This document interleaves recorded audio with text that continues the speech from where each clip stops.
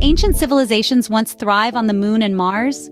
This tantalizing question has led a dedicated group of scientists on a thrilling quest. Equipped with PhDs and master's degrees, these satellite archaeologists are scouring the celestial bodies not for signs of life, but for traces of ancient ruins.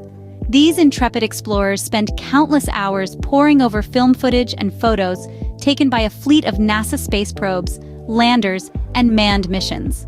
High-quality images are downloaded from NASA websites and meticulously analyzed by these sharp-eyed believers who are constantly battling with a troupe of NASA airbrush artists bent on removing any and all evidence. Their mission? To uncover solid photographic evidence of ancient ruins on the Moon and Mars. One of the intriguing pieces of the puzzle is Neil Armstrong's cryptic radio communication during the Apollo missions. He alluded to startling activity on the dark side of the Moon, hinting at an obvious presence on the surface that was clearly not our doing. Armstrong's words, combined with photos from Apollo 15 that seemed to reveal a large spacecraft half in, half out of a small crater, have stirred the scientific fringe to consider some game-changing conclusions. Take John Lear, son of famed aircraft designer Bill Lear, the inventor of the Lear jet. As the only pilot to hold every FAA rating and qualified to fly 25 different aircraft, Lear is no ordinary theorist. He firmly believes that the Moon and Mars are covered with ancient ruins and are still today vibrant with mining colonies. According to him, factions in the United States have been involved in moon mining since the early 60s, with some unknown extraterrestrial entities.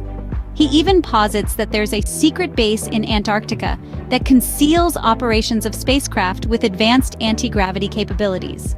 Then there's Richard C. Hoagland, former science advisor to presidents and captains of industry. Hoagland is just as passionate about the possibility of ancient ruins on the Moon and Mars.